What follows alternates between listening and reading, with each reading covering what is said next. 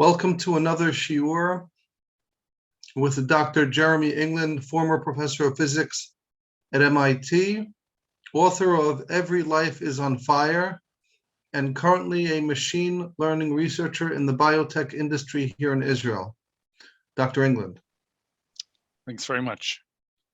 So now that we are in the time period that falls between Purim, which just completed before this past weekend, and the upcoming Hag of Pesach, I thought it would be appropriate to talk about a topic that brings in, if you wanted to, both on the one hand, the topic of Megillat Esther, although it will be one among many examples of texts that we'll point to that are following a similar pattern. On the one hand, so Megillat Esther on the one hand, so Purim on the one hand, and the holiday of Pesach on the other, of Passover. And I think in the latter case, in a sense, the concept of Pesach plays a more central role to what we're going to discuss. But you, in another sense, could say that it's just a way of launching ourselves into a larger discussion. So what's the topic we want to bring up? So the title that I chose for this talk was Bread, Wine, and the End of Days. And the reason for that, I think, can be situated in the context of discussion of what our tradition teaches us about what the trajectory of history is supposed to look like. And this is making reference to ways of talking about the arc of human history, where people tend to talk about the difference between, let's say, a cyclical view of the processes of social development that we see over long periods of time versus a linear one, or a sort of or one that starts from a beginning and goes to an end. And I don't want to spend excessive time on talking about what other people have said about this idea, but I think, speaking very briefly and very loosely, you can say that there's a common idea of how people talk about the Jewish tradition, where they try to contrast Judaic thought with other ways of looking at the world that come from antiquity, and try to claim that the Judaic view is maybe the first one to propound a kind of linear view of history that says that there's a beginning and that it launches into motion a process that has a point that it's striving towards. And so it's not the case that cosmically we're just talking about cyclical repetitions of things that go on ad infinitum, and that the world remains the same, as in some kind of stasis of repetition of the same patterns, but instead that there's some kind of development that has a historical aspect and an aspect of the relationship between humanity and its creator, mediated through the development of this priestly nation, the Jewish people, who are supposed to help humanity to develop that relationship. And so when you talk in Judaic terms, I think if you ask someone, quote unquote, on the street, who in fact is very exposed to typical ways of talking about Judaic ideas, then they would say, well, the Judaic idea is that we have a place that we're headed, and that place that we're headed is something you might call a kind of end times described in the prophecies of the Hebrew Bible, or maybe it's more like what you'd call Biat HaMashiach, the coming of a Mashiach, an anointed king who will restore Am Yisrael to their sovereign position in the land of Israel, and help to reconstruct the temple and all these things. And some people talk about Biat HaMashiach in this way where it sounds very eschatological and sort of as though it has an almost otherworldly quality, that there may be kind of a blurred distinction between Biat HaMashiach, which is the coming of the Messiah, and Olam Haba, the world to come, depending on whose way of talking about this you're listening to. But in any case, that is supposed to be contrasted with a view that sort of says the world just stays the same and history repeats itself, and you can't get away from the same sorts of things happening over and over again, and things rise and things fall, and nothing comes of it. And I will mention that view is, if you're looking for little fragments that seem to exhibit that kind of perspective, you can also find that in the Jewish tradition. So we have the idea of a Mashiach, a messianic or anointed king who hasn't yet come, and when he does come, maybe things will be different. We have the idea of Olam Haba, like a world after this one, which might be a world after the life we're living here, or it might refer to a world that's like a different version of this world that's better. But we also have, for example, in Kohelet, in Ecclesiastes, ideas that sound more like this kind of futile, cyclical view, right? That ein davar chadash tachat hashemesh. There's nothing new under the sun. The sun rises and the sun sets, and, goes back to its starting place. This notion of things just kind of going over and over again in the same patterns of natural cycles, with a time to plant and a time to reap. So that idea is there, hiding in the background. And I think that it raises a question for us of how should we view our tradition, what our tradition teaches us about where things are headed. And I think on the one hand, clearly, we do have this idea of there being an endpoint to all of this that's somehow going to be like reaching a pinnacle that we're striving towards, because it would feel futile to seek to build if the whole point is only for it to crumble again and go back to dust, and for the same cycle to repeat itself. And so we get a lot of encouragement in prophetic texts in our tradition that try to talk about whatever current historical moment you're in as being aimed towards some eventual future moment in which things can be dramatically better in many respects, in terms of the repentance of Am Yisrael and humanity in general, and their relationship to HaKadosh Baruch Hu, and as a result, things like an end to war, beating swords into plowshares, all these things that people bring up when trying to draw out of our prophetic text the things that seem to be talking about a better world than the one that we're currently struggling with. But I also think there's something problematic or challenging about an overly simple version of that story, because if we are talking about an end that is somehow vastly more successful and significant than the current historical moment, then how is a person in that moment supposed to view him or herself in terms of the meaning or purpose of what he or she is doing? Meaning, let's say you don't get to be the last link in the chain, and maybe you're 1,000 or 1,000,000 years away from where this is all supposed to eventually be headed. So what does that mean about what you're doing? Do you get to feel enough satisfaction just knowing that when you come to dust in the way that we are promised we all will, that you're going to only get to see kind of a glimpse of where things might eventually take themselves, and then you don't get to really be a part of the rest of the process? And is some kind of promise of eventual resurrection the only reason that you could still kind of feel satisfaction in that, being like, okay, so I'll do my part? I mean, there are people who were already alive and dead 1,000 years ago, and they've been buried in the ground for 1,000 years. And are they just waiting for the world to the rest of the way mature, and they did their part and barely saw what it could already become? Or was there some kind of ultimate satisfaction or purpose they were supposed to be able to derive from their own experience in their own time and in their own generation, that was offered to them by Kadosh Baruch Hu? Meaning, does the Kadosh Baruch Hu also think, in a sense, that the end of the chain is the most important thing, and that the middle of the chain is kind of, everyone's just sort of tapping their foot and waiting for the important stuff to get going? Or alternatively, if you try to affirm the significance of the middle part, doesn't it become the case that the world starts to look a lot more cyclical and semi-futile, in the sense that many of the things people think of as being great successes really are actually the beginning of the end? And we have this black on white in our tradition, right? For example, just thinking about Batei Mikdash, we had a Beit Rishon, which was the temple built by Shlomo Melech, and that was built and it was glorious, and then it was destroyed by the Babylonians, and it is no longer. And then there was another temple, and that was destroyed by the Romans, and now it is no longer.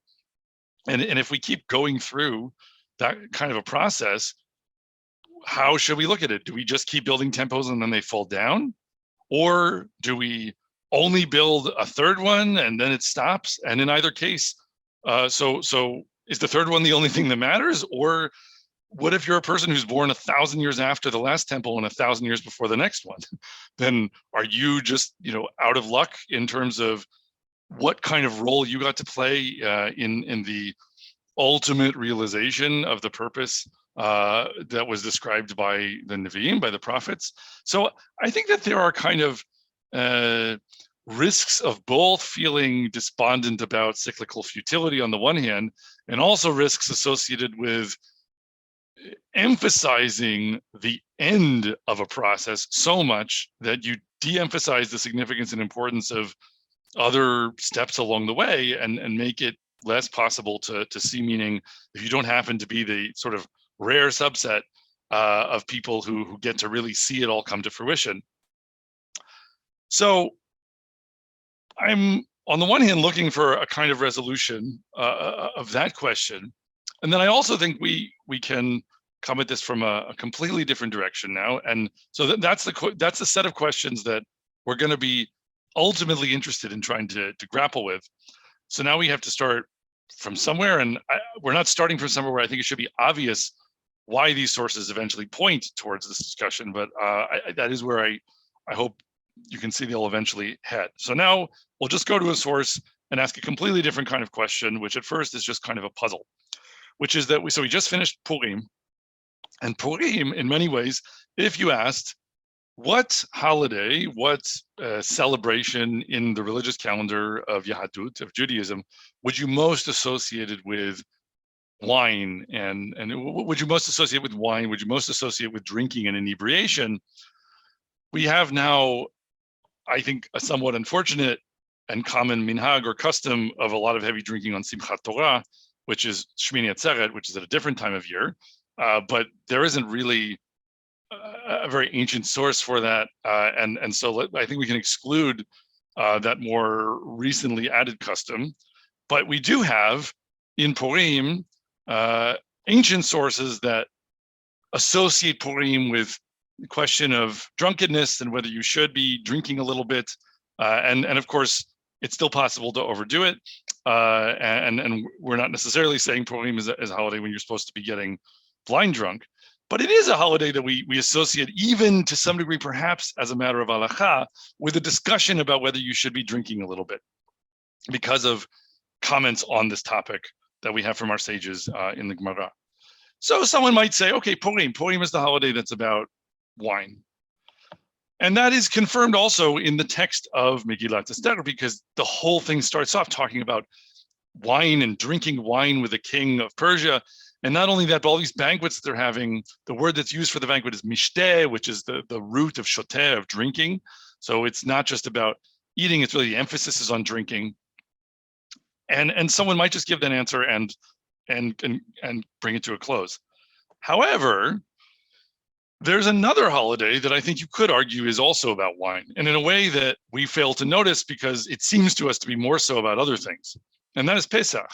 Pesach is a lot about wine. Why is Pesach a lot about wine? Pesach is about wine because in Leila Seder, when we're sitting and having our customary meal with many aspects mandated by halacha of what we do in this festive meal, one of the things we do is drink 4 cups of wine. And we have a source, which I didn't, unfortunately, get into the source sheet in Talmud Yerushalmi, I believe, that actually explains why we drink 4 cups of wine in Leila Seder in a way that's traced to particular sources in Sefer Bereshit, in the book of Genesis. So what we start with is the story of Yosef HaTzadik, the son of Yaakov, who's in jail as a result of being thrown there by his former master Potiphar when he's a slave in Egypt, in Mitzrayim.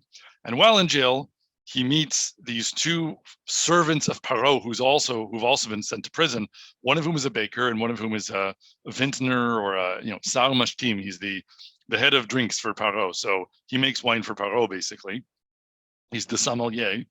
And in that dream, this winemaker for Paro, describes a dream to Yosef, which he has to have interpreted. And in that dream, he uses the word kos, the word cup, 4 times. So v'chos Paro biyadi ve'ekach et ha'anavim ve'eshhat otam el kos Paro ve'eten et hakos al kaf Paro. So that's the first pasuk. Now, Paro's cup was in my hand, and I took the grapes and pressed them into Paro's cup and placed the cup in Paro's hand. And then we have another mention of the word cup further down. So there's 4 mentions of these word kos. And what Chazal say is that those 4 mentions of the word kos are actually the reason that we have 4 cups of wine in Leila Seder, the night of the Seder on Pesach. So that's a curious comment, which I think is something we should immediately dig deeper into, because it's not at all clear what it means by saying that. There are a lot of other uses of the word kos that we might find throughout the length and breadth of our most authoritative texts in Tanakh. So why are these particular 4 mentions of the word kos significantly related with that? And then you start to think about it and you say, okay, so first of all, why did I not notice before that Pesach was a holiday that has to do with wine? Because actually, we are mandated to drink 4 cups of wine on Pesach, more so than we really are in Purim. Purim, first of all, is not even a holiday that comes directly from the Torah. It's rabbinically instituted later on. Second of all, you can argue exactly how much the source in the Gemara that refers to the idea of maybe that you should be a little bit inebriated on Purim is really requiring that of you. This idea of forgetting the difference between blessing Mordechai and cursing Haman. But in any case, it's a very elliptical statement. It's not a shiur, right? It's not a quantity. Like 4 cups is a number of things that you're doing with wine. And so in some sense, Pesach seems more chamor, more sort of heavy or substantive in terms of its interest in wine. But why do we miss that? The reason we miss that, the reason we don't say, oh, Pesach is the holiday where we sit down and we have this special meal where we drink a lot of wine, is because we're focused on what? On the bread. We're focused on the matzah. We're focused also on Korban Pesach. But even with Korban Pesach, we eat Korban Pesach, which is this roasted lamb with maror and matzah. So matzah is just always figuring into what we're doing on Pesach.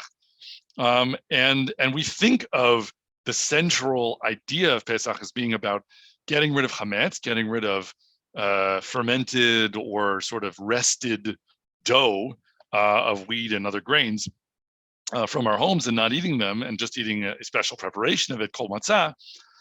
And as a result, the wine seems to fall by the wayside. But from another standpoint, this source that is telling us from Chazal that we should be looking at this particular passage in the life and times of Yosef is causing us to look at all of this in a new light. Because if this is connected with Pesach, because the word kos, the word cup, is appearing here, and it seems to be about wine, we should remember there's this other dream that Yosef interprets from the baker, from the other courtier who was in the prison in Mitzrayim, in Egypt. And he was the guy making the bread. And what is the whole story that happens there? There are these 2 servants for Paro. One of them makes wine, and one of them makes bread. And one of them eventually is restored to the side of his master, the god king Paro, who is ultimately favored by Paro, and the other one is executed by him. The baker is executed. So we actually have these 2 different ways of consuming, or things that we eat or drink, that are being juxtaposed all at once. And one of them we're ultimately, from the perspective of Paro and the narrative, positive about, which is the wine, and the other one we are kind of negative about and trying to eliminate, which is the bread. And if you think about it in that light, we have a lot of things that line up very well with Pesach. Why? Because first of all, we're talking about Mitzrayim. We're talking about someone who is a slave in Mitzrayim. Yosef is imprisoned and was enslaved in ancient Egypt, in Mitzrayim. And he's ultimately also going to be working with Paro, the one who wouldn't let us go from Mitzrayim, the god king of Mitzrayim, who was keeping us as slaves in Mitzrayim. Yosef is actually the one who helps him get all of his slaves in the first place. He's the architect of Egyptian slavery in some sense later in the story. So we have all these themes that really connect with Yetziat Mitzrayim. And suddenly when you line all of those up, it's like the crown jewel that we're also talking about wine and bread. Why? Because we are positive about wine in terms of what happens with Sarah Mashkim, this vintner who works for Paro, and we're negative about bread And what happens with the wine and the bread in Leil Seder? We're positive about wine. We drink a lot of it. And we're kind of negative about bread because we're messing it up. We're not making hametz. We're not doing the best and richest and most elaborate preparation of bread that we could do. Instead, we are allowing ourselves to make bread, but we're kind of messing with the recipe in order to produce a substandard outcome, and that's part of the observance of the Hag. So if we are going to compare these two different forms of things that we consume together and parallel the text here, then it seems like the reason that Chazal are connecting this passage with Leil Seder is because they're saying you should be thinking about bread and wine together and the difference between being positive about wine and negative about bread. And in light of that, the fact that Leil Seder does that and parallels, in a sense, the choice of Paro that's being made here should make you think about Paro kind of in the same light that you might think about HaKadosh Baruch Hu, meaning Hashem is giving us these mitzvot, and he's saying, I feel positive about wine and negative about bread right now. And that's how I want you to feel in Pesach. So your understanding of what Pesach is and what it means should perhaps somehow be connected now with a reason that the king and creator of the world, who liberates you from Mitzrayim, wants you to look at wine and feel like it's an emblematic somehow of something good, and at the same time to look at bread and see it as emblematic of something not so good, something you're trying to get away from, something that you're trying to distance yourself from, maybe not completely give up on, but show discomfort with in its most developed exposition.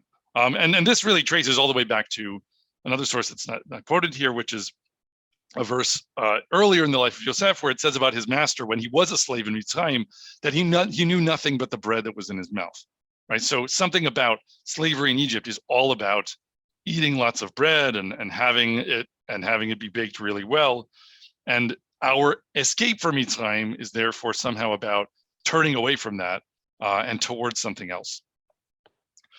So that's where we're going to take things from here on out. We're going to be asking the question, what does it mean to compare wine and bread side by side and decide you like wine and you're iffy about bread and you're a bit uncomfortable with what it represents, and maybe you should be a little bit reluctant to fully embrace it, and how that's somehow an attitude that extends into Avodat Hashem to such a degree that it becomes this central emblem for the arguably central holiday observance that we have in our calendar in terms of teaching us about what Avodat Hashem is really about, that we are no longer Ovdei Paro.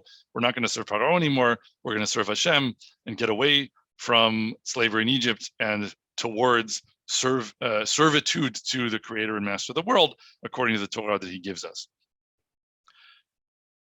So where do we go from here? The next step, I think, is just to comment briefly on what we see as bread and wine having in common with each other so we can understand a little bit about their differences. Now, I think there are different directions you could go in with this, and this is going to be an interpretation and maybe one I'm inclined to give as a somewhat biological scientist. But I think it is interesting to think about bread and wine as two different examples of things that are, in some sense, fermented, right? Because if we are talking about what we're trying to get away from with bread, we're not actually forbidden from eating bread entirely on Pesach.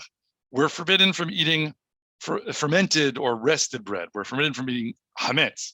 So it's Shiva'at Yamim Matzot Tochelu, Ach B'Yom Harishon Tashbitu Seor Mibatechem Ki Kol Ochel Hametz V'Nicharta HaNefesh Hahi Mi'Yisrael Miyom Harishon Ad Yom HaShvi'i. So we have 7 days where we eat unleavened bread. And on the very first day, you remove leaven from your houses. For whoever eats leavened bread from the first day, the 7th day, this person shall be cut off from Israel. So specifically, the problem with bread seems to be that it is hametz, that it is somehow fermented. But it's interesting about wine, that wine is also fermented, right? That, there is an issue of the degree to which you can distinguish between fermented and unfermented wine halachically, because grape juice and wine although later customary sources in Yahadut maybe draw a distinction between wine and grape juice. In Halacha, they are essentially the same. And so the concept of whether you fermented it to the point that it has alcohol in it may not pertain to whether you're having your 4 cups at the Seder or whether you're properly fulfilling Kiddush. Any grape juice is fine. However, it's also true that when we're talking about the time of Yetziat Mitzrayim and we're talking about the time the generation the Torah was given, it was a very narrow time of year when you actually could have fresh grape juice at all. The consumption of grape juice was only possible because of fermentation, because you have this very sugary, syrupy drink that if it's going to last you all year, you have to put it in jars and ferment it so that it doesn't spoil. So really, we're talking always about wine. And the idea of fresh grape juice is kind of a modern creation to a large degree. Tirosh very quickly either turns into something you don't want to drink or into wine. So if we're going to talk in those terms, then wine is by default fermented. And that raises an interesting question, because it's saying, okay, you might have thought that the point of Pesach was we're against fermentation somehow, for some reason. And that's what Hashem is trying to teach us. But Dafka, with these 4 cups, we're doing something that's significantly subtler, because we're taking this other thing that we consume that is emblematically fermented and preserved by some kind of germination that's happening. And we're drinking a lot of that. So we're saying we still like fermentation of some kind. So then what is it more specifically that we don't like about bread? And I don't want to be accused of importing very modern ideas of microbiology into this discussion and relying on them too much, because I think that I'm trying to make a point that I would argue has been available to any generation without very modern understandings of where fermentation comes from. You can tell when you make wine or when you rest bread and let it ferment, you have a sourdough or something, and you're letting it puff up, or you're using yeast. There are things about what happens when you do that are available to the observation of an individual without any scientific sophistication that seem much more alive than other things we do with cooking. Like when you chop a carrot or something, the carrot doesn't start kind of foaming and maybe even sort of growing and moving in the way that fermenting things brings about. And that is something that you can notice about wine, and you can notice about bread, that you don't need to know about microorganisms in order to understand. Also, the fact that you can take a little bit of something and seed a whole lot else with it, right? You can take a little bit of something that's fermented either from the bottom of a wine barrel or from a pinched off piece of a sort of stock of sourdough that you've been using, and you can bring about more fermentation in other material that you introduce, because you understand that there's something that kind of breeds from this. So there is a little bit of an ancient chokhmah of how to deal with fermenting materials in food preparation that you could say maybe was a basic scientific understanding of the phenomenology of fermentation, even if you don't know about microorganisms. So I don't want to rely too heavily on the idea of microorganisms. But now I will, just to be clear and make it a little bit easier, talk about microorganisms and just to keep things relatively straightforward. If I compare baking bread to making wine, what is different? In both cases, I start with this kind of sugary food substance that either has a lot of starch in it and maybe also something sweet that I add, where I'm going to mix a dough, and then maybe there's already some bacteria there, or maybe I add some yeast or what have you, and then it's going to ferment and germinate and puff up, and then I bake it. And then with wine, very often, especially in the ancient world, it would have been the case, you have microorganisms on the grapes themselves. So you crush the grapes, you put the juice in a jar, and they're already there, and they're fermenting, and they're turning the sugar in the sugary syrup, a syrupy drink, into alcohol while they're in this closed container.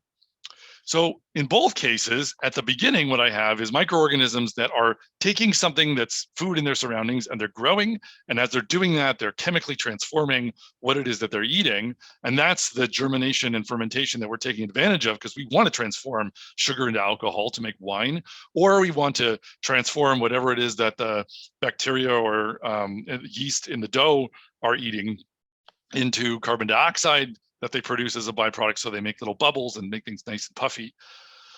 And then we diverge. Why do we diverge in these two different paths? Because in one case, what happens?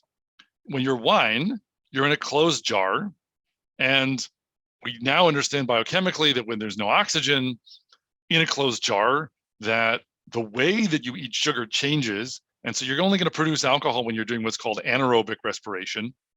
And so the yeast need to be in a closed container in order to work their magic. But not only that, we don't need to stop them from doing it, because what happens is they keep producing alcohol. And if anyone's ever thought about it, why is it that you can't just ferment without distillation alcohol to 100% in a jar, right? You could have some sugar and it has a very sugary substance. Why can't you just close the jar and wait until it becomes whiskey? Whenever we make things like whiskey, we always first have to ferment something and make some alcohol, and then we have to distill it using a more complicated process. And the reason for that is because the alcohol eventually kills the yeast. If they produce too much alcohol, they eventually stop being able to grow. And so in a closed container, yeast can't enrich the alcohol content of their surroundings beyond a certain point before they stop being very healthy themselves and can't keep growing. And so at the end of a fermentation process where you just keep it in a closed cask, you can get it to some percentage of alcohol that you typically get with wine and not higher. And that really stops the process of fermentation on its own in a natural way. That doesn't totally kill off the yeast, because you can take the dregs of wine and start fermentation in other juice. But it does kill them off quite a bit. It knocks them way down. So you don't have as much fermentation and as much microbiotic growth in a late stage process of fermentation of wine. Now let's go over to bread. How do we stop the process of fermentation with bread? It's growing and it's puffing and the dough is getting bigger and puffier and growing and growing and growing. And then we throw it in the fire and it becomes super, super hot and everything dies, blam, right? We bake the bread, and by doing that, we kill off its ability to ferment. And again, I think we're still talking about things that just fit into the everyday phenomenology of someone who would know how to make bread and wine. It's not about really knowing about microscopy and microorganisms. If you try to seed the growth of new bread from bread that has already, or like where you're introducing it into dough, if you try to seed that from bread that's been very thoroughly baked, you'll have trouble because the microorganisms won't be able to help you because they're already dead. They've been superheated and killed. Whereas with wine, you can take from existing wine the dregs in a barrel that you have fermented for a long time, and there may still be some active growth there that's just very limited because it's mostly been inhibited and killed off by the high toxicity of the increasing amounts of alcohol in the surroundings. So this is a very straightforward empirical difference between wine and bread. What is the difference? Again, the difference is wine versus bread. In one case with bread, we kill it in order to finish it. We let growth happen, and then we completely destroy and annihilate the life that produced that growth, and then we eat it, and it's nice and it's tasty. Wine, we let the growth happen, and it germinates, and it flourishes, and it grows, and then by its own mistake, so to speak, it produces an environment for itself that it can't sustain life in. And then it mostly contracts and sort of settles down and isn't as active anymore, but it's still a little bit alive at the end. And that little bit at the end that's still alive could actually be used as the seed for new growth. Now we go back to this source with Paro and the cupbearer and the baker, right, his two servants. And we're thinking again now, not of Paro as Paro, but as the king, right? Because we've been taught by our sages to explain the cups in the Seder with this source, which means that we're thinking about what our king, HaKadosh Baruch Hu, is teaching us about why we are drinking wine on the night that we mess with our bread and have distanced ourselves from the process of making fermented bread of chimutz or seor, of the leavening that we have in our bread usually. So when we're learning about what Paro wants in this case, we're really learning perhaps about what the king wants. And what does the king want to do with his creations that are being created in his palace? by his servants. He prefers that which maybe sometimes collapses, but remains alive, to something that is totally annihilated without any chain of continuity, where some life can be carried forward and persist afterwards, right? The bread is a full stop. It is a flourishing living thing that is fully annihilated and has no living remnant that comes after it, whereas the wine is a living, prospering thing that ultimately fails to continue to prosper, but still has the traces of life remaining that can be the seed for something new. So that is a theory of how HaKadosh Baruch Hu looks not just at wine and bread specifically, but at nations and civilizations and at human history. Now, why do I say that? I think that you could make more out of this by talking specifically about what this has to do with Pesach, and maybe we could do that in a second. But maybe the easiest way of trying to get at it is just to say, following the idea of what I just laid out, what does all this make you think of? If I say, okay, so we have this process of growth and flourishing that produces this peak activity and this peak amount of life and thriving, and then there's kind of a mass extinction, and afterwards there's a little seed of life that remains that could be the beginning of something new. What does that remind you? What's the first thing in the Torah, narratively, that sounds kind of like that? Now, maybe someone will point out to me that there's another thing I'm not thinking of that comes before this, but I would say the first thing that this reminds me of is, now I'm going to jump all the way ahead, this passage in Sefer Bereshit. I'm talking about Noah, right? Noah was one of many people in the world, but HaKadosh Baruch Hu was unhappy with humanity in general. There was a big flood, a Mabul. Most of humanity was wiped out, but there was a teva, there was an ark of life, and that became the seed for all the life on earth afterwards, where you have all the animals and also humankind coming from Noah and his descendants. And what is interesting about Noah, not only is Noah that, which I just described narratively, he is also the first person mentioned in the Torah to have anything to do with grapes. Vayahel Noah ish ha'adama vayita karem. He planted a vineyard. He became a tiller of the soil after he gets out of his teva, and he's the first one to plant a vineyard. And he not only plants a vineyard, but he gets drunk. And so there's also a specific association, not just with grapes, but with the idea of alcohol produced from grapes.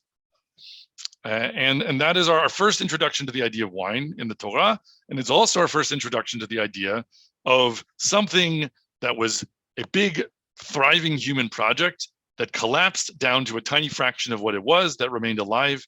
And then that bit of life was carried forward into the next generation, into the next process of development, and to become the seed of something new, much the same way perhaps that the dregs of a wine cask that's finished could be taken and added to some freshly squeezed grapes, if you want, in order to try to germinate the same kind of activity over again. Now, in fact, you can also just rely on the yeast that are sitting on the grapes. But if you're making like a Solera is a kind of wine where you are chaining together different vintages and using the remnants of one vintage in order to produce a seed for the new vintage. So that starts to be, I think, a bit striking, because we developed this whole idea from one source, and we were over talking about Mitzrayim, ancient Egypt, and we were talking about bread and wine and trying to compare them. And then we come over here, and now we suddenly are getting this parallel narrative set of elements to this whole way of thinking. And now I just want to show you a bunch of sources in rapid fire to try to argue that this is a more general theme. Once you're armed with this idea, you can go around Tanakh, and I think it's actually everywhere. I don't know if you could say it's a theory that explains 100% of the data, so to speak, but there's a whole lot of it. There's a whole lot of associations of grapes and possibly wine with different kinds of ends of big things that lead to population collapses or great calamities, or threaten the destruction of large populations of people, or perhaps bring them about. And somehow in connection with that, you also have mention of grapes and wine. So, for example, in this source, also from Sefer Bereshit, we're talking about Lot, right? Lot and his daughters are what? They're the survivors of the destruction of Sodom. The city of Sodom is almost completely annihilated, but Lot and his daughters are the life that survives and escapes that annihilation. Like at first, it sounds kind of like Sodom is the bread example, because you have this whole city that's just, a rain of fire, kill everything. But no, because HaKadosh Baruch Hu sent Malachim to Sodom so that some life from Sodom could escape and could be brought out. And when that happens, Lot and his daughters go into the mountains and into a cave, and there, what do? They drink wine and get drunk. So you again have the association of the remnant of life that survives the mass destruction, and also juxtaposition with wine and grapes at the same time. Or I guess in this case, just wine, but implicitly also grapes. And it is also notable that Rashi, the famous commentator from the Middle Ages, relays an idea from our sages about what is happening with Lot, where he serves matzah to his guests who are angels in his home in Sodom before he leaves, and says Pesach Haya, that it was Pesach somehow, that it was another Yetziat Mitzrayim. And so we also have a reassociation and juxtaposition of the idea of Exodus from Egypt in this moment through these matzot, where we have matzah on the one hand, and then he goes and drinks wine. And it's about a remnant of a destroyed place, which also should remind us that Yetziat Mitzrayim is another example of that, right? Mitzrayim, ancient Egypt, after all the plagues, was ultimately and utterly laid to waste and destroyed.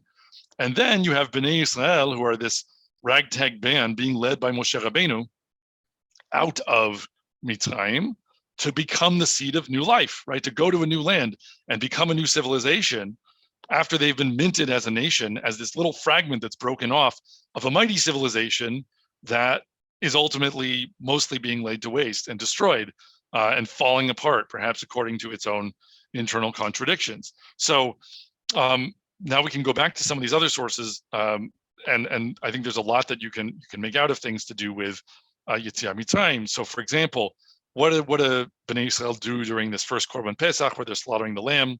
They paint the doors of their houses with blood, and they go inside and close the door and stay inside for a while and then come out. And they're also painting the doors with a green plant that's soaked in the blood, right? So there are many other things that painting the door with the lamb's blood is actually supposed to mean.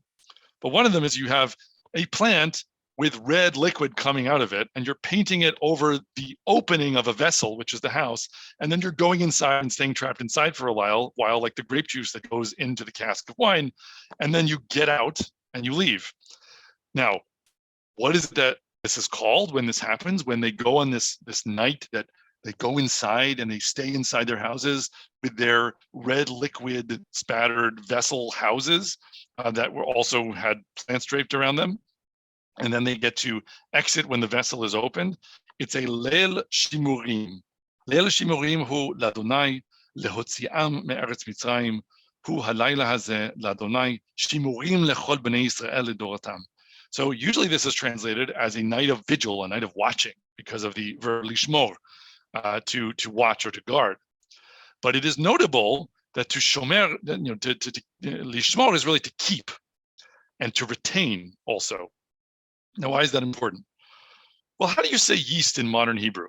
The word for yeast in modern Hebrew is shma. At first sounds like a complete reach or stretch, because modern Hebrew has many things in it that are different from ancient Hebrew, and there's no reason necessarily to suppose that the word shimurim in the Torah itself has anything to do with yeast when people buy ugot shmarim, like yeast cakes or something in a bakery today. However, there is actually a much firmer basis for this relationship. Why? Because where does the word in modern Hebrew for yeast come from? The word for modern Hebrew and yeast comes from ancient biblical Hebrew, talking about the dregs of wine, because the dregs are the part of the wine you keep at the end. So you have two sources here, one from Tehillim and one from Yeshayahu, both of which are referring to the dregs of wine as shmarim or shimurim. So, ki kos biyad Adonai v'yain hamar maleh mesech v'yager mizeh ach shmareha וימצאו ישתו כל רשעי הארץ. So there's a cup in Hashem's hand with foaming wine fully mixed. From this he pours all the wicked of the earth to drink, draining it to the very dregs. Mizeach shmareha. So the dregs in that sentence are the shmarim or the shimurim. So this comment from Yeshayahu suddenly could be read as a reference back to the Leil Shimurim that we have for Pesach. And when we now get from Ruach Kodesh, from the sort of the divine inspiration of our sages, and not our sages, but our prophets, our Nevi'im, the association of this root of shamar or lishmor with wine dregs, we can read Yetziat Mitzrayim in a whole new light, that it's also about this idea that the dregs of Mitzri civilization, Mitzrayim was utterly laid to waste and destroyed, including Paro and his army. And then there's this little remnant that becomes a whole new nation and civilization that goes to its own land. And there we have wine dregs, the destruction of our leavened baked goods, or sort of the destruction of a civilization, the rejection of our leavened baked goods, and all these things are mixing together at once. So that, I think, is probably the most compelling source of any that we could point to that are trying to make the case that this is a general theme, but we still have other ones. And really, I don't even think that I've necessarily found all of them. You have, for example, in the time where the scouts are first investigating Eretz Yisrael before Moshe and Bnei Israel are deciding whether to go in, they go in the time of the grape harvest. And we're told this explicitly by the Torah, that in the time when they go in, it's the time of the grape harvest. Why is that significant? Because they're about to come back and they're about to reject the promise of HaKadosh Baruch Hu that they can go into the land and then be punished with 40 years in the desert where they're all going to die. So there's a decree about to happen against them where everyone except for Kalev ben Yefune and Hoshea bin Nun, Hoshea bin Nun or Yoshua bin Nun, are going to be buried in the desert before they can go into Eretz Yisrael. So it is about a mass destruction and a remnant from that mass destruction. I misspoke just before. Of the generation that is currently alive, the only ones who are going to go in are the children. So there's this sense of life that comes from this previous generation that is almost totally annihilated. And in that time, we have the grape harvest. We also have, in the time when Shevet Binyamin is almost annihilated at the end of the book of Judges, they've almost been wiped out because no one is intermarrying with them after the sin of Pilegesh B'Givah and the civil war that results from that.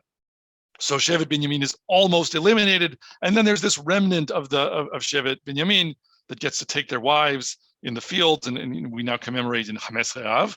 And Hames Re'av, the 15th of the month of Av, is also what? The time of the grape harvest, and this is explicitly mentioned that this happens in the vineyards, in the Kramim, in the book of Judges. But that's when all of this took place. And then now when we come back to Megillat Esther, it suddenly is just, oh yeah, of course, right? The whole book is about a threatened mass destruction of Am Yisrael and the possibility of their being totally lost and eliminated.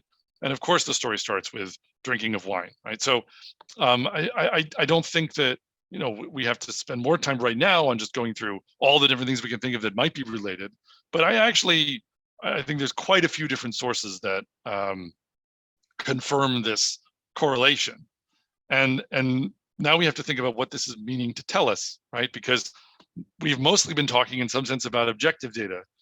Just the fact that we've been taught that this source has to do with Pesach and the Arba Kasot, the 4 cups that we drink of wine on Pesach, that we're discovering that Tanakh has this more general theme of mass destruction, wine, remnant, becoming the seed of something new.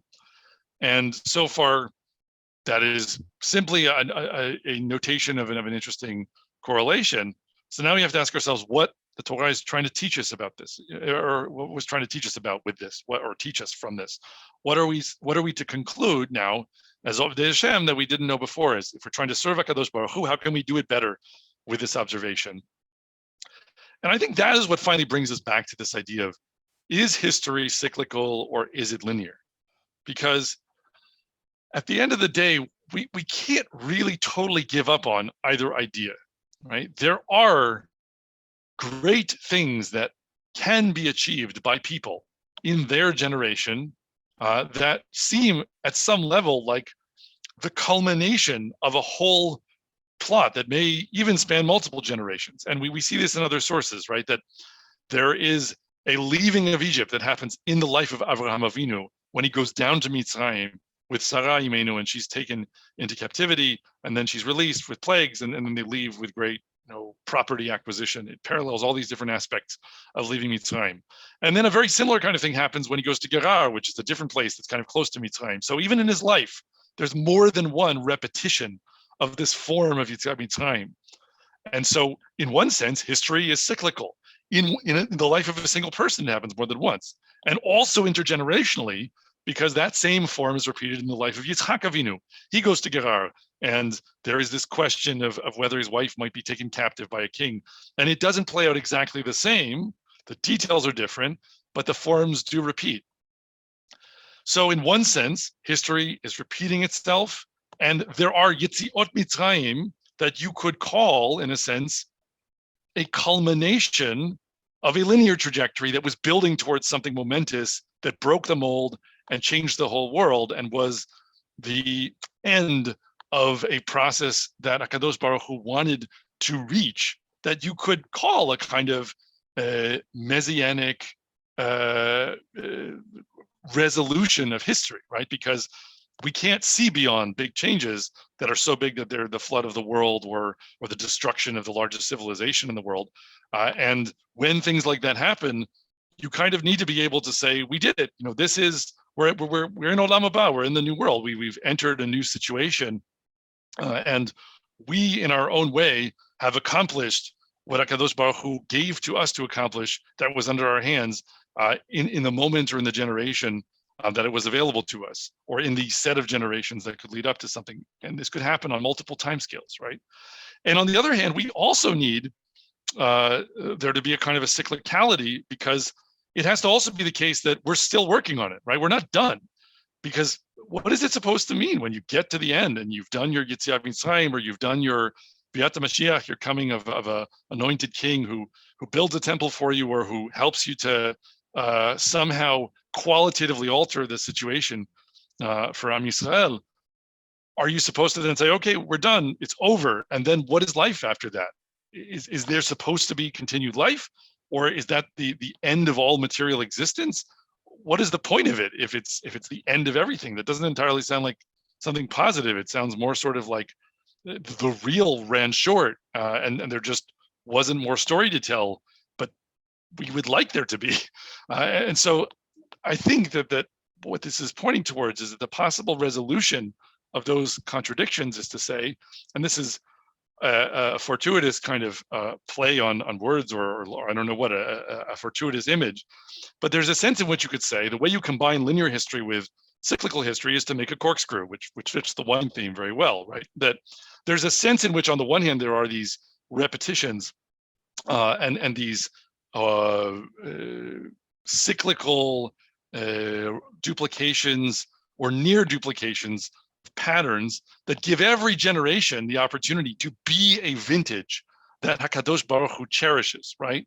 That each generation, or each part of a generation, or even larger intergenerational moments in history, they get to be these moments that are in their own way a single vintage in this kind of Solera concept, the cask of wine that HaKadosh Baruch Hu can cherish as a fulfillment, a prophetic fulfillment, a fulfillment of his prophet's declaration that it is possible to get out of Mitzrayim, or it is possible to return to the land, that it is possible to overcome and to fulfill the promises that Hashem gave us. And at the same time, also, each one of them is not sufficient. It isn't a perfect and complete fulfillment of that promise, and it needs to be chained together with some new vintage that starts afterwards, that follows the upheaval and that follows the change that it's impossible to see beyond, and that really becomes the beginning of new growth that could lead to a new kind of culmination and a new mountain to climb and a new anticipation of another Biat HaMashiach, another transition to an Olam Haba, to a world to come. And that leaves open, on the one hand, the possibility that we haven't gotten as far as we one day will, B'ezrat Hashem, and that great things are in store.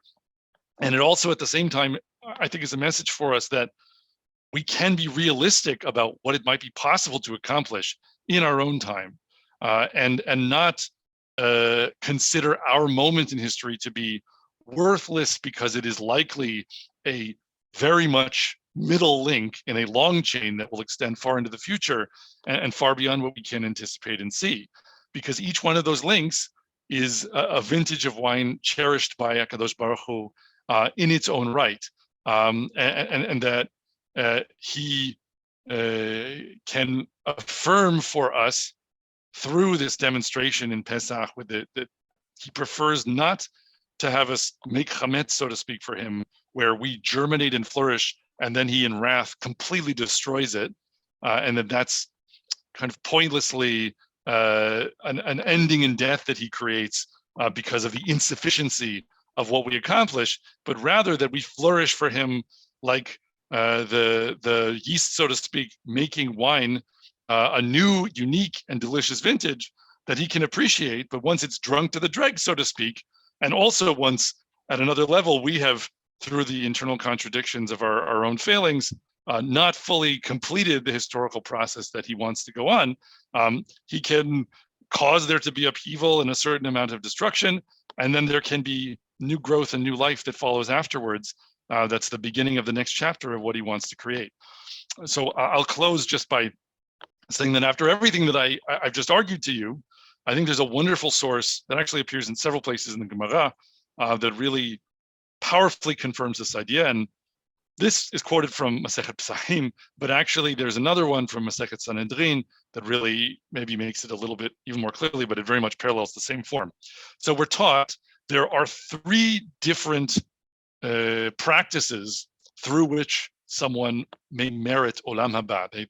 They merit a share in the world to come. And one is that they live in Eretz Yisrael, and another is that they teach Torah to their children. And the last one is that they make Havdalah on wine specifically. So the first two are pretty clear, but we can return to what they mean in this whole context. But making Havdalah on wine is something we should expand on a little bit. So Havdalah is this ritual commemoration we have of the end of Shabbat, where we acknowledge that we're transitioning back from the Kedusha of the day of Shabbat, the holiness of Shabbat, back to the regular 6 days of the week that follow. And when we make this Havdalah, this distinction, literally, we have to have a beverage that is worthy of honor, not necessarily, it's not required to be wine, can be wine. It can be something else that's called Chamar Medina. It has to be sort of a beverage that you would use to give honor to a guest, like could be coffee or tea, could be whiskey, what have you. You can make Havdalah with different things. I don't recommend whiskey if you're planning to pour it on the fire, but you get the idea. So you could use different beverages. You can't use a glass of water, but one who chooses to make Havdalah on wine, specifically, that he has this merit in the world to come. And then in Masechet Sanhedrin, the Gemara adds, why is this? Because one who has made this choice, he saved some of the wine from Kiddush. Kiddush is the beginning of Shabbat. So now what the sages are saying is that we're connecting this whole idea of wine to the cyclicality of creation, right? 7 days of 6 with work and 1 with rest is a cycle we observe as a result of the institution of the Sabbath, of Shabbat. And that cyclicality is something we don't even notice because we just say, oh, well, if that's the week, we observe the passage of time in weeks. So the fundamental idea from Shabbat is what? That there is cyclicality in creation. We're commemorating the 7 days of creation.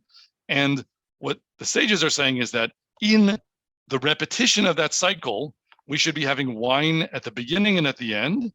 And some of the wine from the beginning of that commemoration at the start of Shabbat should be chained together to make a new vintage that begins at the end of Shabbat. And I think when we connect this back with these other sources, it all comes together, right? Because living in Eretz Yisrael or teaching Torah to your children in meriting Olam Haba, meriting the world to come, this is not merely, or I would say only at least, a promise somehow about a different world that you inhabit after you die. Olam Haba may also refer to that concept, and there's no reason to eliminate that from our view of the source. But clearly the idea of Olam Haba here, when it starts with Eretz Yisrael, is saying Olam Haba can just be a different place. You were perhaps living elsewhere, and then you come to Eretz Yisrael, and now you're in a new world, a world to come, an Olam Haba. Or teaching Torah to your children is a kind of continuity, not in place, but in time, where you're connecting a life that you're living in the present now to life that we lived in future generations by your children.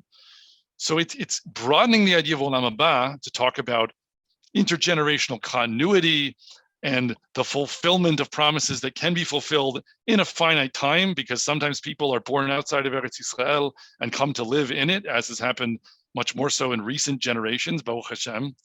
But it all connects back to this idea of wine and the cyclicality of creation, not being a static cycle that leads nowhere, but a kind of directional cycle that never repeats itself fully and is always a unique new vintage that has differences in its details, and which HaKadosh Baruch Hu both can cherish vintage by vintage or piece by piece, and also can guide in the direction of a more ultimate fulfillment of what he has promised through the words of his Nevi'im, his prophets. I was thinking about when you were talking about the cyclical nature of Jewish history, and how it seems that it's cyclical because of the fact that we don't do the things that we should do in order to bring the redemption at a much earlier period. In other words, we keep on going through cycle after cycle because we're not doing what we're supposed to do. Do you see that as, how do you see that as fitting into what you were saying?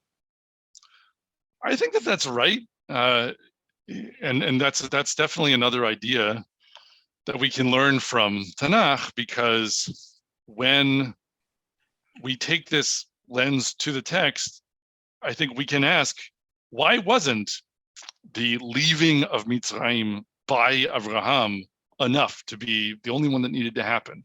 Or why wasn't the leaving of Mitzrayim by Moshe and Bnei Israel, when it happened in the original event, so to speak, that we're recounting on Pesach, why wasn't that enough? In one sense, you can always trace destruction and failure, let's say the lack of ultimate success in a project to, according to the views of our Nevi'im, the choices of people who don't do what HaKadosh Baruch Hu wishes they would choose to do. And we have that starting from Noach, where the destruction of the world is first and foremost linked to the idea of misdeeds by the people who are living in it.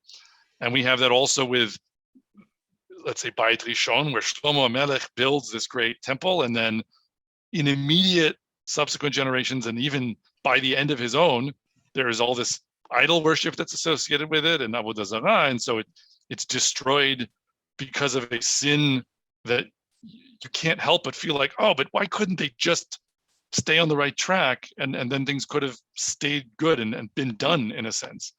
And so, yes, on the one hand, I think we're always supposed to look at all of these repetitions that we see and say, all right, there was a mistake made there. Let's learn from that mistake and do it differently. And then there are many things people have observed wonderful things about, for example, how many of the elements of Megillat Esther are tikkunim, they repair problems that were in the life of Shaul HaMelech, this king, this Benjaminite king, who failed as the first king of Israel, and then ultimately Mordechai and Esther, who are from Shevet Binyamin, get to kind of fix things where he originally failed. So you get to, and there are many other examples like this, also with Megillat Ruth, there's something like that.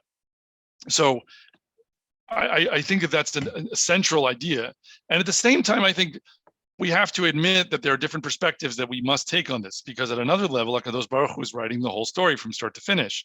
And it is all part of his chokhmah, all part of his wisdom or his ratzon, his desire, that the ultimate development of the arc of history should take this particular form, meaning that at some level, when we miss the bus and we're not fully done, that is an aspect of things that's built into the system, meaning that the progress through history is something that Hashem wants to be part of the story from start to finish, which means that he, although at some level he feels pain, as with the destruction of humankind in the time of Noach, and feels a kind of need to be comforted by Nachem, or the root of Nun Chet Mem is both about needing comfort and also about regret. And we usually,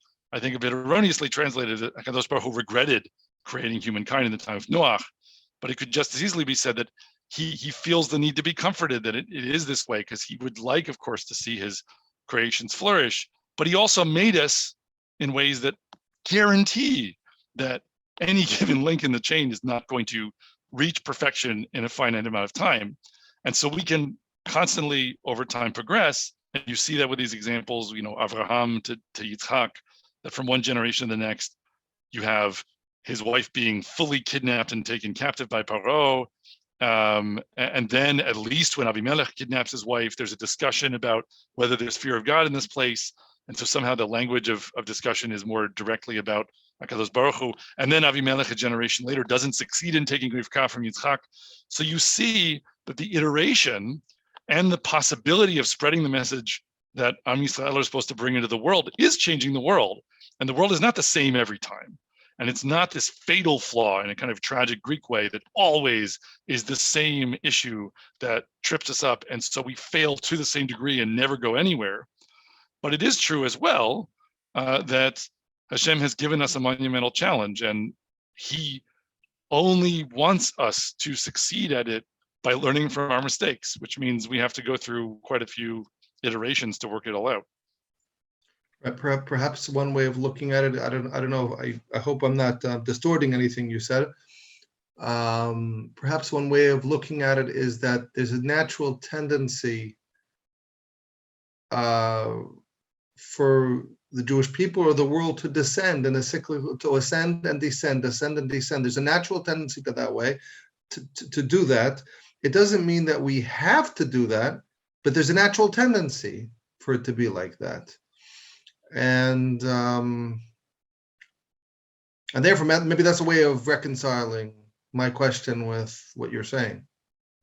Yeah, no, I definitely would agree with that. And I'm reminded partly of there was a shiur, I think, by Rabbi David Foreman that I remember from at this point quite a few years ago that was focused on evidence in the account of Yetziat Mitzrayim that he linked to the burial of Yaakov Avinu in Eretz Israel,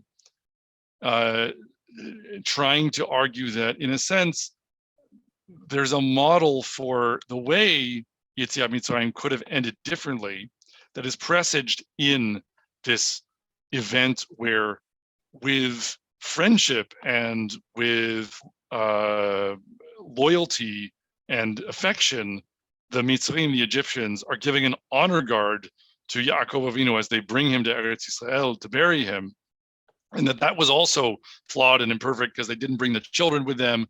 And so it didn't ultimately lead to this kind of final resolution, but that it starts to hint at the idea that instead of having Paro chase us out of Mitzrayim and try to kill us again and then drown, that there's another version of this where his army is not there to kill us, but is there to honor Am Yisrael returning to the land and support us, and that there may be some kind of eventual goal that we could have to repair the story and fix it that might follow a different model. So that may be a longer discussion that would have to go into the sources that support that reading. But I do think that I wouldn't want it to be said that there's somehow fatalistically always the same failures that we're going to trip over to the same degree. But what's true is that when we study Egel HaZahav, like the golden calf, as this moment when the people fall into idolatry right after they leave Mitzrayim, it's not just telling us about something that happened just once. It's telling us about the ever-present slippery slope of idolatry and how it is repeatedly the same thing that we trip over, which makes it so difficult for us to get all the way to the final finish line, so to speak, in one generation. And I think we have to hold on to both of those ideas, that the inevitability of imperfect attempts at finishing the job is something we need to maybe accept to some degree, but we also at the same time are supposed to be learning from the past, learning from our tradition, and doing better every time, which means that we don't fall backward to the same beginning point. We rise and we develop, and we increase every time the chance that we can go further this time and maybe eventually change enough of the aspects of the story so that it still resembles, so to speak, Paro coming out of Mitzrayim with us, but it ultimately is repaired into a situation where he's coming as a friend instead of an enemy. I found it interesting, the parallel you brought between Shabbat and the wine and Havdalah, and the parallel between the going down and up every week and the going down and up in history. I thought that was an interesting, very interesting parallel. Yeah, well, it does. In a sense, it's funny, I think, that very often you hear people talk about how Judaic thinking broke the mold of the cyclicality of ancient cultures in their ideologies, and produced this idea of linear development and possibility, because at the core of observance of the Torah is Shmirat Shabbat, keeping Shabbat, and Shabbat imposes a cyclical process on life in general that also, you can expand out into all the other cyclical processes where we associate 7 with the 7 times 7 days of Sfirat HaOmer and the 7 times 7 years of the Yovel, and all, so Shemitah and Yovel together. So there's this sense of telescoping scales where 7 is this idea of repeating cycles and iterations of 7 and 7, 7 times 7. And so it's telling you, in a sense, with a loudspeaker, that creation contains cycles, that 7 is the number of Maaseh Bereshit, and the Maaseh Bereshit fundamentally contains all of these repetitions and patterns that are cyclical, and we can learn from the Torah about where they are and how to identify them and how to relate to them. So we do not reject the idea of cyclicality in history. It's just that we recognize that something can both be unmistakably correlated with each of its repetitions, and also totally unique every time because of the ways that details can differ. What's also interesting is to imagine that even looking into the future, even during the time of Geula, this is sheer speculation. I have no idea if this is borne out in the sources, that even though we will be already in a state that's what you would call for lack of a better word, satisfactory state compared to the exile state we had been in, but even within that period of Geula, there will be the ability to improve to even higher levels. Mm-hmm. and then maybe what you're saying will also apply, that there'll be a continuation of these of cycles. I was even thinking that in terms of the period in which we live, perhaps you could look at the period from 1948 or even before up until now as being a cycle, and unfortunately, given things we're seeing, it could be we're heading towards a problematic part of the cycle, which will lead to another cycle within the process of redemption that's happening. Yeah, well, I think there's an aspect of upheaval and change and things that feel much bigger than us, where we're filled with yirah, with a sense of awe, and to some degree fear.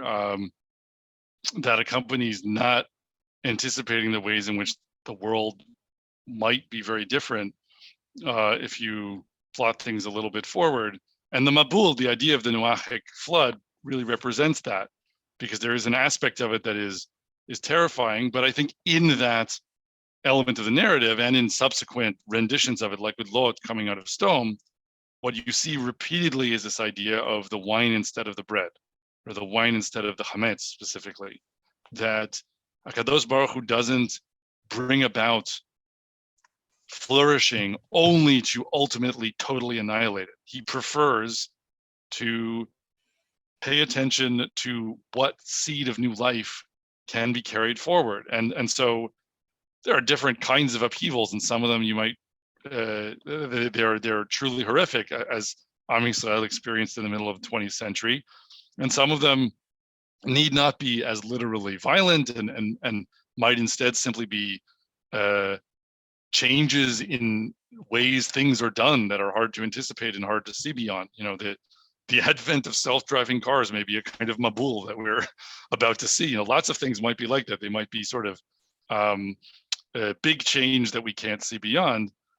But the example of Noah and better examples like Yetziat Mitzrayim, as is told with Moshe and Bnei Israel, what they hopefully point to us is that we have the opportunity through our relationship to HaKadosh Baruch Hu to seek to be part of the seed of new life, as opposed to the part of the world order that gets overturned and rewritten and rearranged. So I don't know what kind of an era we're living in, but events in the world happening on a larger scale than where we are here in Eretz Yisrael, there certainly are things happening recently that are very big on the time scale of centuries, having to do with wars in continental Europe, etc. And one cannot help observing, I think, in light of that the last time there was a major land war in the continent of Europe, Am Yisrael did not have an army, and were not nearly a majority ensconced in our own land. And this time around can be very different in terms of what it means to be the seed of new life, or the sort of in the teva, or in the ark, to weather the storm and be part of the seed of something new when the upheaval settle down. Thank you very much, Dr. England. My pleasure as always. We would like to encourage our viewers to share these videos with friends and send in your responses. We would also like to suggest the following opportunity to our viewers. If you identify with Rabbi Bar-Hayim's message and would like to sponsor or dedicate a video interview with the rabbi in honor or memory of a loved one, if you would like to obtain Birkon Nusach Eretz Yisrael or invite the rabbi for a speaking engagement, please email us at office@machonshilo.org. If you are inspired by Rabbi Bar-Hayim's message and would like to get involved in Torah Eretz Yisrael activities in your local area, please fill out the relevant form by going to the link which appears on the screen.